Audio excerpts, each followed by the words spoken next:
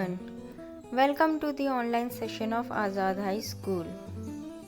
आज हम आपके लिए लेके आए हैं क्लास 6 का सोशल स्टडी का हिस्ट्री का चैप्टर नंबर 1। चैप्टर नंबर 1 का नाम है हिस्ट्री आवर पास्ट। इसमें जो हमने टॉपिक करने हैं वो हैं history, importance of history, the time frame under study, the geographical framework, sources of history, BCE and CE। ये टॉपिक्स हमने इस चैप्टर में पढ़ने हैं। तो चलिए स्टार्ट करते हैं। Introduction. History is the study of the event and great man of the past on the basis of available material remains and records. History क्या होती है कि हम जो हमारे पास्ट में जो इवेंट हुए होते हैं या जो बहुत ही ग्रेट लोग होते हैं उनके बारे में स्टडी करते हैं। और ये स्टडी हमें कहाँ से मिलते हैं? जो भी रिकॉर्ड या उनके रिमेन्स होते हैं या जो भी मटेरियल होते हैं उनसे। The word history comes from a Greek word histo which means know this and historio which means learn by inquiry. Histo का मतलब क्या है कि पता करना, और हिसेरियो का मतलब क्या होता है कि इंक्वायरी करके उसे जानना। मतलब पहले आप खोज पड़ताल कीजिए फिर उसके बाद उस चीज़ को जानें। History can be defined in many ways but it always studies the life of great man event culturals and civilization that relate to religion, art, architecture, literature and philosophy. आप हिस्ट्री को किसी भी तरीके से डिफाइन कर सकते हैं, लेकिन उसमें मेन यही चीज़ आती है कि इसमें आपको स्टडी करना होता है कि हमारे पहले के ज़माने में कौन से लोग थे, क्या क्या इवेंट हुए, क्या कल्चर वो अपनाते थे, कौन से आर्ट आर्किटेक्चर थे, उसमें किस तरह की फ़िलासफ़ी और लिटरेचर थी, उन सब के बारे में स्टडी करना। History is not limited to the study of life of mighty kings and the battles they fought. It also tries to find out how ordinary people got their food in the past, when and how they learned to grow food and domesticate animal, how they discovered fire, etc. मतलब history में सिर्फ यही जानना ज़रूरी नहीं था कि कौन से राजा महाराजा थे, उन्होंने कैसा अपना शासन किया, कितनी जंगें लड़ी। उसमें हम ये भी जानते हैं हिस्ट्री में कि जो अर्ली मैन थे, आदि मानव थे, जो उन्होंने कैसे लर्न किया खाना उगाना, जो एनिमल्स थे उनको पालतू करना कैसे किया, कैसे उन्होंने अपना जीवन जिया, कैसे उन्होंने आग का डिस्कवरी की। ये सब चीज़ें जानना भी हमारी हिस्ट्री में आता है। ठीक है। नेक्स्ट है आपका इम्पोर्टेंस ऑफ हिस्ट्री। अब हिस्ट्री से हमें क्या क्या पता चलता है? It enables us to gain knowledge about great king statements as well as lifestyle and culture of ordinary people। ये तो हमें बताता ही है, वो ग्रेट कल्चर के बारे में भी बताता है, किंग्स के जो उनके कोटियर्स थे वो भी, और जो नॉर्मल पीपल थे उनके बारे में भी। दूसरा, it enables us to find solution to our current problem in the better way। जैसे कि कहते हैं ना कि आपका प्रेजेंट आपके पास्ट पे डिपेंड करता है, तो अगर हमें पास्ट की नॉलेज होगी तभी हम अपने प्रेजेंट की प्रॉब्लम्स को सॉल्व कर पाएंगे। It gives us the knowledge of origin and evolution of the different languages and dialect. जैसे कि हमारी इतनी सारी भाषाएं कहाँ से आई हैं, इनका उत्पत्ति कहाँ से हुई है, तो ये जानने के लिए भी हमें हिस्ट्री की नॉलेज होना बहुत ज़रूरी है। It teaches a big lesson to men that slavery, racial discrimination, hunger, poverty, illiteracy, etc. are the evil of our society and we need to eradicate them। और हिस्ट्री जानने के बाद हमें ये भी पता चलता है कि पहले के ज़माने में छुआछात जैसी चीज़ें, स्लेवरी, किसी को अपना गुलाम बना के रखना, अशिक्षित लोग होना, गरीबी, भूखमरी, इन सब की चीज़ों के बारे में बताता है। और हमें ये बताता है कि ये कितनी ईवल चीज़ें थी और इसे हमें मिटाना चाहिए अगर आज भी वो चीज़ें हैं तो। History help us remember about our past glory that keeps it preserve. और हमारी जितनी भी पास्ट में ग्लोरीज हैं, कितना लोगों ने अचीव किया है, कितने हमें चेंजेस आई है, कितनी डेवलपमेंट आई है, इन सब को जानने में भी हेल्प करता है। The time frame under study. अब टाइम फ्रेम यहाँ के बारे में बात किया गया, क्या है ये। अब जितने भी इवेंट हैं उनको कुछ टाइम्स के हिसाब से डिवाइड किया गया है, ठीक है। तो जो पास्ट इवेंट हैं उनको BC एंड AD का टाइम स्केल दिया। अब BC का क्या है, BC का फुल फॉर्म होता है बिफोर क्राइस्ट, यानी कि जीसस क्राइस्ट के जन्म होने से पहले का समय, ठीक है। और AD का मतलब है एनो डोमिनी। एनो डोमिनी एक लैटिन वर्ड है जिसका मतलब होता है in the year of our Lord, यानी कि जीसस क्राइस्ट जब जन्म हो गए थे उसके आगे के जितने भी साल हैं वह, उसे कहते थे AD, यानी कि एनो डोमिनी। इसके अलावा कभी कभी CE यानी कि कॉमन एरा या BCE बिफोर कॉमन एरा का भी यूज़ किया जाता है AD और BC की जगह, ठीक है। और अगर कहीं पे सरका नाम का डेट किसी के भी आगे लिख दिया जाए तो उसका मतलब होता था कि जो वो डेट है वो एग्जैक्ट डेट नहीं बताई गई है, जस्ट उसके आजू बाजू की या लगभग के हिसाब से डेट कोई दी गई है, ठीक है। अब जो हमारे हिस्टोरियंस थे उन्होंने हमारे पास्ट को 2 पीरियड में डिवाइड किया, एक प्री हिस्ट्री, एक हिस्ट्री। अब प्री हिस्ट्री में क्या आता है, प्री हिस्ट्री में वो जो अर्ली मैन थे उस टाइम के, उस समय के ज़माने का आता है कि जब रिटन रिकॉर्ड्स नहीं हुआ करते थे, मतलब लिखने पढ़ना किसी को पता ही नहीं था, ना आर्ट थी लिखने की, कुछ भी नहीं, ठीक है। वो पीरियड क्या कहलाता था, हमारा स्टोन एज। और उस स्टोन एज के बारे में लोग कैसे पता करते थे, जो एंथ्रोपोलॉजिस्ट हैं। एंथ्रोपोलॉजिस्ट कौन होते हैं, वो हिस्टोरियंस और जो खोद के चीज़ें निकालते हैं, पुरानी चीज़ें जितने भी रिमेन्स होते हैं उनको देख के, उनको पढ़ के जो हमारे आदिवासी लोग थे उनके बारे में जानकारी लेते हैं, और तब जाके हमें पता चला था उनके बारे में, ठीक है। कोई भी उनका रिटन रिकॉर्ड नहीं था। और हिस्ट्री आती है जहाँ पे हमें रिटन रिकॉर्ड अवेलेबल थे, यानी कि वहाँ पे या कोई इंस्क्रिप्शन या मैन्युस्क्रिप्ट बुक्स वगैरह वो सब अवेलेबल होती थी। और उसको भी फिर फर्दर उन्होंने 3 पीरियड में डिवाइड किया, ancient, medieval and modern history, ठीक है। इसके बारे में डिटेल हम बाद में पढ़ेंगे। नेक्स्ट आता है जियोग्राफिकल फ्रेमवर्क। अब आपको पता है कि हमारे इंडिया की डिफरेंट जियोग्राफी है, वहाँ पे बहुत से ट्रेन्स हैं, हिमालय हो गया, गंगोटिक प्लेन्स हो गया, तो ये भी जो है हमारी बहुत इम्पोर्टेंट रोल अदा करता है हमारी हिस्ट्री में। कैसे, जैसे कि हिमालयास आपको पता है कि बहुत ही ऊंची पहाड़ियाँ हैं। तो Himalayas have been a great barrier against reaching India. मतलब ये एक तरह का क्या बैरियर, एक रोकता था जो हमारे इंडिया में इन्वेड करें, घुसे, उन लोगों को रोकता था, क्योंकि इतनी पहाड़ी चढ़ी नहीं जाती थी उन लोगों से। लेकिन जो नॉर्थ वेस्ट की रेंजेस थी हिमालयस की वो थोड़ी कम हाई थी, तो वहाँ से बहुत से लोगों ने, बहुत से फॉरेनर्स ने इंडिया में घुसने की कोशिश की। नेक्स्ट है द इंडो गैंगनेटिक प्लेन। ये आ जाता है आपका जो प्लेन एरियाज़ होते हैं, वहाँ पे सॉइल की इतनी रिचनेस होती थी, नदियाँ वगैरह होती थी कि बहुत से बिग एम्पायर्स जो हैं उसी के किनारे इस्टेब्लिश हुए थे, जैसे मौर्यास के, गुप्तास के या मुगलों के। नेक्स्ट है आपका तो साउदर्न इंडिया। साउदर्न इंडिया में जो विंध्या की रेंज है, ये जो पहाड़ है नॉर्थ टू साउथ फैला हुआ है, वहाँ पे भी सारा पहले द्रविडियन कल्चर चला जाता था। इवन आर्यन ने भी वहाँ पे अपना जो राज्य था वो स्थापित किया था। और दूसरे आ जाते हैं अब कोस्टल प्लेन्स। कोस्टल प्लेन होते हैं जो समुद्र के किनारे के एरियाज़ होते हैं आपके, वहाँ से तो लोगों ने बहुत से कमर्शियल यानी कि आदान प्रदान किया था बाहर की कंट्रीज़ से, जो आसपास की कंट्रीज़ से, उससे कोस्टल एरिया से थ्रू शिप्स के बहुत ट्रेडिंग होती थी। The vast size of the country is divided into many regions by river, mountain, desert and forest. India has fertile, varied and arid desert.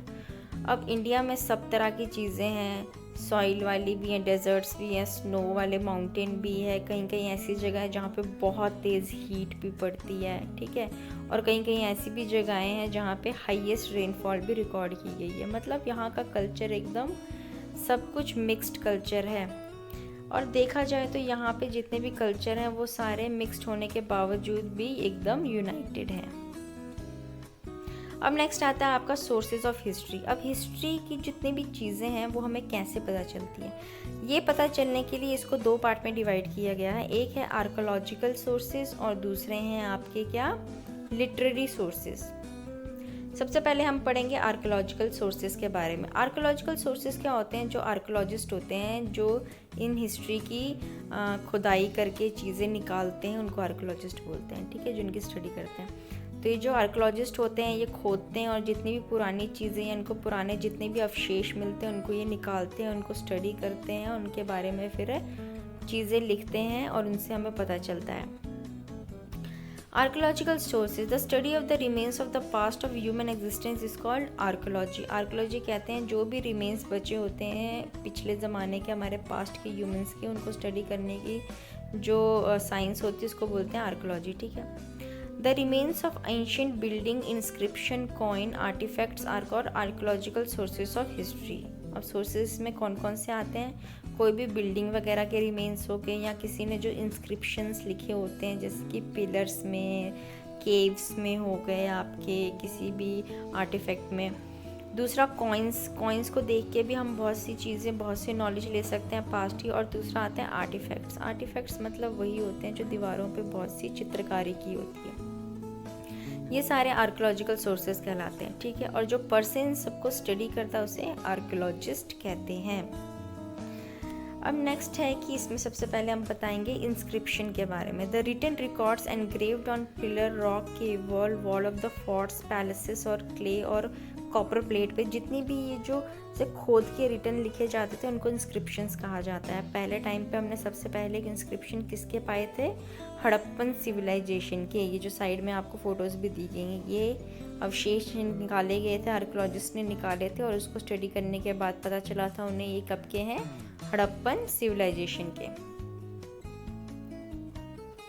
Next जो ये study होती है inscription की पढ़ने की, जो हमें इंफॉर्मेशन देती है किंग्स, उनके किंगडम के बारे में, उसको कहते हैं एपिग्राफी, यानी कि the study of inscriptions is called epigraphy, ठीक है। इसका एग्जाम्पल भी आपको दिया गया है। The Allahabad pillar inscription present a feature of the character of conquested of king Samudragupta. और आयरन पिलर दिल्ली का है, वो क्या है? देता है इंफॉर्मेशन अबाउट चंद्रगुप्त और विक्रमादित्य के बारे में। नेक्स्ट आता है coins. The study of coins को कहते हैं हम न्यूमिस्मैटिक्स, ठीक है। कॉइन भी हमें बहुत इंपॉर्टेंट और वाइटल इंफॉर्मेशन देते हैं अबाउट द पास्ट, क्योंकि कॉइन में क्या होता है, एक तो जिस रूलर ने वो कॉइन दिया होता है उसका चित्र बना होता है, उसके नीचे डेट भी लिखी होती है, वो कब से उसने कब तक रूल किया था, और वो कॉइन कब डेवलप किया होता है वो भी उसमें इनक्रिप्टेड होता है। तो इससे भी हमें बहुत सी नॉलेज मिल जाती है उस टाइम के लोगों की और उस एरा की। और दूसरा, अगर कोई बाहर फॉरेन कंट्री का कॉइन हमारे यहाँ मिलता है तो हमें ये भी पता चल जाता है क्या कि उस ज़माने में हमारे देश में बाहर कंट्रीज से भी ट्रेडिंग होती थी। नेक्स्ट आपके आते हैं मॉन्यूमेंट्स कहते हैं कोई भी जो ओल्ड क्रिएशन, बिल्डिंग वगैरह या टेम्पल प्लेसेस बने होते हैं जो हिस्ट्री में बनाए गए हैं पहले किसी लोगों ने, उनको मॉन्यूमेंट्स कहा जाता है, ठीक है। और किसी ने भी आर्किटेक्चर इस तरह की होती है तो वो हमें बहुत सी चीज़ें बताती हैं। एक चीज़ तो बताती है, अगर टेम्पल्स होंगे तो बताएंगे कि उस टाइम पे रिलीजियस लोग भी बहुत होते थे, और उनका आकार और शेप देख के ये भी बता सकते हैं कि उनकी स्किल और आर्किटेक्चर कितना अच्छा था। जैसे कि एग्जाम्पल के लिए जो नालंदा यूनिवर्सिटी और विक्रमशिला यूनिवर्सिटी है बिहार की, वो एक बहुत ही एंशिएंट सोर्स हैं द सिस्टम ऑफ एजुकेशन में। नेक्स्ट द सांची स्तूपा जो मध्य प्रदेश में है, और जो अजंता और अलोरा की केव्स हैं वो हमें आर्ट के बारे में बताते हैं, क्योंकि इसमें बहुत से मूर्तियाँ आर्ट इनग्रेव्ड की गई हैं दीवारों पे, तो वो हमें आर्किटेक्चर के बारे में भी बताती हैं। नेक्स्ट आते हैं आर्टिक्राफ्ट में बहुत सी चीज़ें आती हैं, जैसे टूल्स हो गए, वेपन्स, पोट्री, कोई मटका मुटका बनाना, स्कल्पचर, किसी की मूर्तियाँ, खिलौने, कॉइन, ज्वेलरी, कोई भी पेंटिंग वगैरह, ये सब हमें उस टाइम के सिविलाइजेशन के बारे में बताती है कि वहाँ का कल्चर, उनकी स्किल और उनका आर्टिस्टिक लाइफ कैसी थी। ये सब तो हो गया हमारे आर्कियोलॉजिकल सोर्सेज। नेक्स्ट हम आते हैं अब second part, literally sources. Literally मतलब जो लिखित आपके एविडेंसेस थे या रिकॉर्ड थे, ठीक है। अब इसमें भी बहुत सी चीज़ें कि पहले ज़माने के लोग क्या होते थे, वो किसी बिर्च जो एक पेड़ है उसकी खाल पे लिखते थे या पाम लीफ पे लिखते थे, ठीक है। तो ये जो इतनी भी चीज़ें हैंड रिटन डॉक्यूमेंट होते हैं या रिकॉर्ड होते हैं उनको क्या कहा जाता है? मैन्यूस्क्रिप्ट्स। अब वहाँ पे भी दो टाइप की ये होती थी, एक होती थी रिलीजियस लिटरेचर और दूसरी सेक्युलर लिटरेचर। रिलीजियस लिटरेचर में आपके आ जाते थे जो हमारे धार्मिक चीज़ों पे या धार्मिक ग्रंथ लिखे गए थे, जैसे कि हिंदुओं के वेदास हो गए, बुद्धिस्ट लोगों के पिताकास बोलते हैं और जैन लोगों के अंगास। ठीक है, अब हमारे 4 वेद तो आपको पता होंगे, वो हैं ऋग्वेद, सामवेद, यजुर्वेद और अथर्ववेद। इन चारों में से ऋग्वेद सबसे पुराना है और वो हमारी हिस्ट्री और उस ज़माने में जो आर्यंस होते थे उनकी पॉलिटिकल सिस्टम के बारे में बताता है। नेक्स्ट वेदास में हमारे 2 जो ग्रेट एपिक कहानियां हैं, रामायण और महाभारत, उनके बारे में भी बताया गया है, जो बुक हैं बहुत ही फेमस संस्कृत में लिखी हुई। रामायण लिखी है महर्षि वाल्मीकि जी ने और महाभारत किसने लिखी है? महर्षि वेदव्यास ने। बुद्धिस्ट में होते हैं, उनको बोलते हैं त्रिपिताकास, जो लिखी गई हैं the Jataka Katha, the Gita and the Puranas, जो कि बहुत ही रिच एंशिएंट हिस्टोरिकल इंफॉर्मेशन देते हैं। और जैन लिटरेचर में आ जाते हैं आपके अंगास, जो उनके बारे में भी बहुत सी चीज़ें हमें बताते हैं।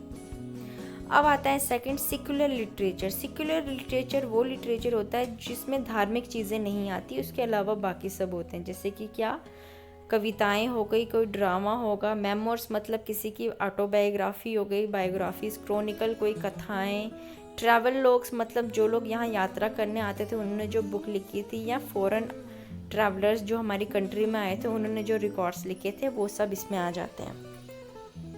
सबसे पहले हम पढ़ेंगे account of foreigners. The Chinese Pilgrim फा यून युंग सांग and Itsing visited India in search of the knowledge and Buddhist literature. वो इंडिया में आए थे नॉलेज गेन करने के लिए और बुद्धिज़्म को जानने के लिए। उन्होंने भी अपने यहाँ के दौरान में इंडिया के रिलीजन, सोशल और पॉलिटिकल कंडीशन के बारे में लिखा है। यू सांग को प्रिंस ऑफ पिलग्रिम्स भी कहा जाता था।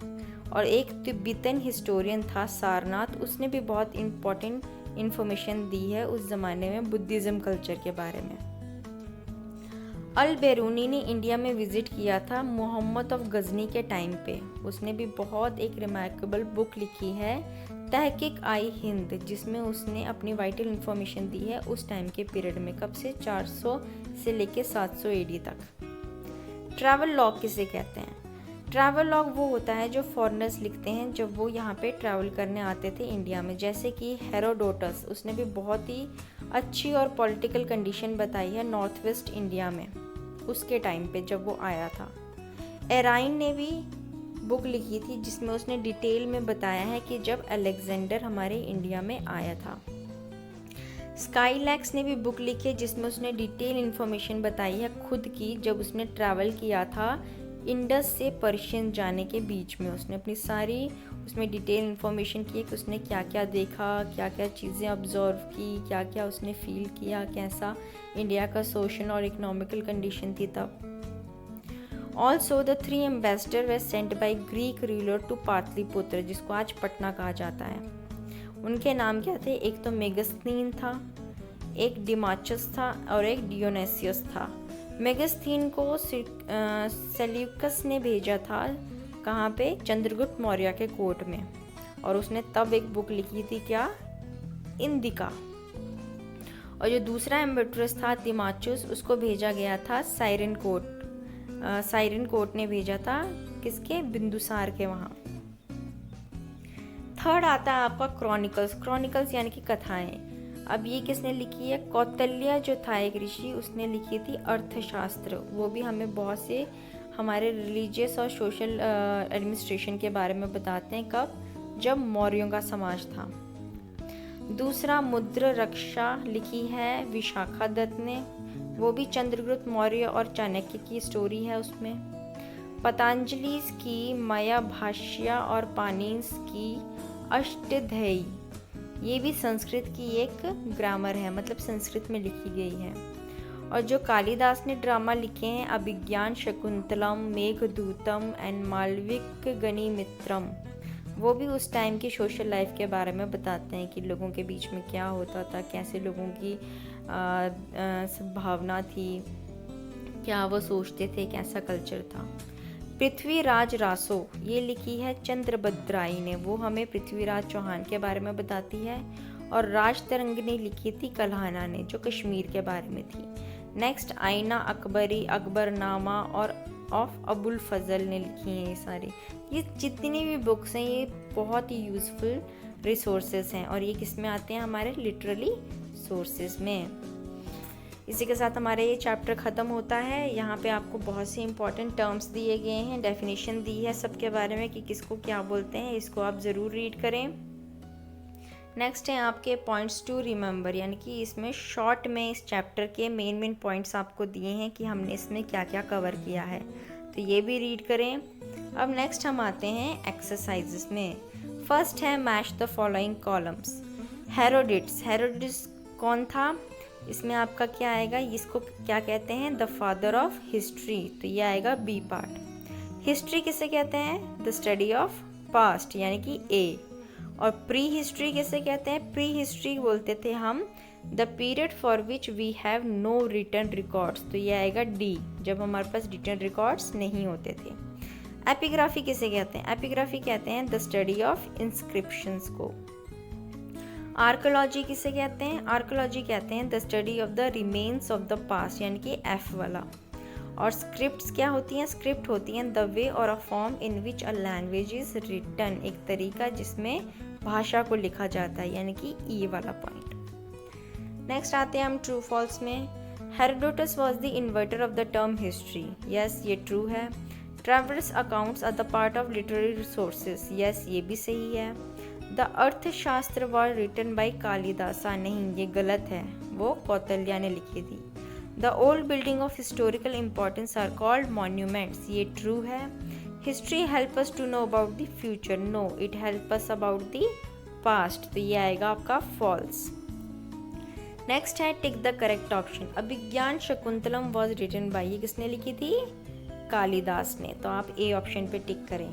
Next out of two great epic, हमारी दो ग्रेट एपिक कौन से हैं, रामायण और महाभारत, तो सी ऑप्शन पे आप इसको टिक करेंगे। नेक्स्ट हम पहुंचते हैं अपने answer the following questions in brief. Question number 1, what is history, तो इसका आंसर आप लिखेंगे history is the study of events and great man of the past on the basis of available material, remains and records. Question number 2, what are the two main sources of history?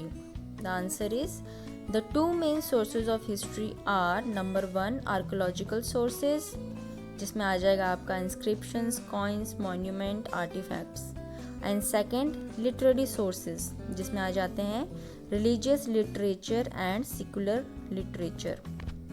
Question number 3, name the place where the ancient paintings have been found, तो इसका answer क्या आएगा, the stupas of Sanchi Madhya Pradesh and the caves of Ajanta and Ellora Maharashtra. Fourth question, what is meant by secular literature, तो आप इसमें लिखेंगे a literature that is not religious is known as secular literature. It includes poetry, drama, memoirs, chronicles, travelogues and account of foreigners.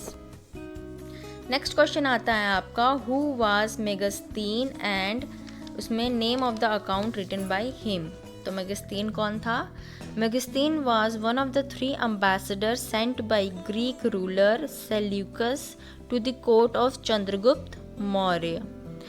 The book written by him is Indika. आगे चलते हैं आपके answer the following question in detail, तो इनके answers मैं आपको description box में दे दूंगी, वो इस वीडियो के नीचे आप ओपन करके इसके आंसर इजीली लिख सकते हैं। तो इसी के साथ हमारा ये चैप्टर ख़त्म होता है। आई होप आपको समझ में आया होगा। अगर आपको स्टिल इसमें कोई भी कन्फ्यूजन है या किसी क्वेश्चन का आंसर नहीं आता है तो हमें ज़रूर मैसेज करें या इस वीडियो के नीचे कमेंट करें, हम आपका इसको आंसर या इसके जो भी रेजोल्यूशन होंगे वो आपको करके देंगे। Thank you very much. Please keep watching and liking our videos.